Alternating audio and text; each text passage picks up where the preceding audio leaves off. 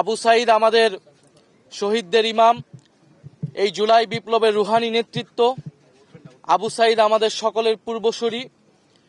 মুক্তির মন্দির ও স্বপ্নতলে যে হাজারো প্রাণ অকাতরে বলিদান হয়েছে, সেই সকল প্রাণের অগ্রসেনানী ছিলেন আবু সাঈদ।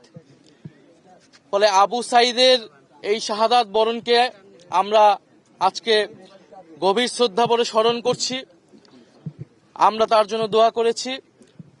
আবু সাঈদের শাহাদাত বরণ এই দিবসে শুধু আবু সাঈদকে নয়, আবু সাঈদের পাশাপাশি শহীদ মুগ্ধ, শহীদ ওয়াসিম, শহীদ ফারহান ফায়াজ, শহীদ নাইমা সুলতানা, শহীদ রিয়াগব, শহীদ হৃদয়চন্দ্র তরুয়া সহ যে হাজারো শহীদ, 1400 শহীদ হয়েছেন এবং 30,000 যারা আহত যোদ্ধা রয়েছেন, আমরা সকলকে শ্রদ্ধার সাথে স্মরণ করছি আজকের এই দিনে। তো আজকের এই দিনে আমরা মনে করি যে শুধু স্মরণ করার মধ্য দিয়ে নয়, শ্রদ্ধা জ্ঞাপনের মধ্য দিয়ে নয়, বরং আবু সাঈদেরা যে কারণে শহীদ হয়েছিল আমরা তাদের উত্তরসূরি। আমাদের দায়িত্ব সেই নতুন বাংলাদেশ, বৈষম্য বিরোধী বাংলাদেশ, আমাদের সেই ইনসাফের বাংলাদেশ প্রতিষ্ঠার জন্য কাজ করে যাওয়া।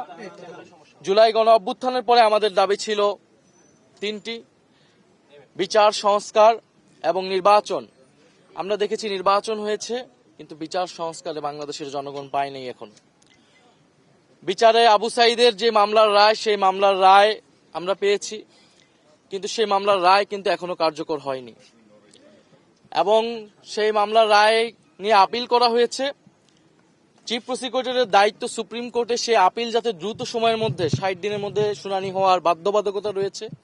আমরা কিন্তু কোনো আপডেট পাইনি, আজকের দিনে কোনো আপডেট আমরা পাইনি।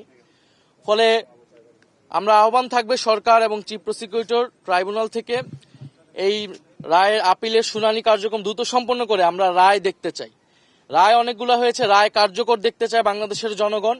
এবং আবু সাঈদের যে মামলার রায়, সেই মামলার রায়ের আসামি কিন্তু শেখ হাসিনা নিজেও, এবং সেই রায়ে শেখ হাসিনাকে ফাঁসির দণ্ড দেওয়া হয়েছে। এবং আমরা আশা করব সরকার দ্রুত সময়ের মধ্যে শেখ হাসিনাকে দেশে এনে ফাঁসির রায় কার্যকর করবে এবং অন্য সকল যে মামলার রায় আসে দ্রুত সময়ের মধ্যে সেই মামলার রায় প্রদান করে, রায় কার্যকর করে যারা জুলাই গণ অভ্যুত্থানে বিপ্লবে ভিকটিম রয়েছে, যে শহীদ পরিবাররা রয়েছে, তারা ন্যায় বিচার পাবে। দ্বিতীয়ত আসতেছে সংস্কার। আমরা মনে করি জুলাই গণ অভ্যুত্থানের এই বিপ্লবের সুফলকে সকলের কাছে পৌঁছে দিতে হলে রাষ্ট্র সংস্কারের কোনো বিকল্প নেই। ফলে গণভোট হয়েছিল আবু সাঈদদের যে আত্মত্যাগ, সেটাকেই শ্রদ্ধা জ্ঞাপন করতে, সেই সুফলটা যাতে সবাই পায়, বাংলাদেশের জনগণ পায়। তা আমরা দেখলাম গণভোটে 70% মানুষ গণভোটের পক্ষে, হ্যাঁ এর পক্ষে রায় দিয়েছে, কিন্তু বর্তমান সরকার সেই রায়ের সাথে বিশ্বাসঘাতকতা করেছে, প্রতারণা করেছে এবং সেই গণভোটের রায় তারা কার্যকর করছে না। জুলাই সনদ তারা মুখে মুখে কার্যকর করবে বলছে, এটা তাদের কেবলই মৌখিক প্রতারণা। তারা 31 দফার সাথে প্রতারণা করেছে। তারা বলেছিল সংবিধান সংস্কার কমিশন করবে, সেটি তারা করে নাই। ফলে আমরা আশা করব এই 16ই জুলাই শুধু জুলাই শহীদ দিবস পালন করলেই হবে না, আবু সাঈদকে মুখে মুখে স্মরণ করলেই হবে না।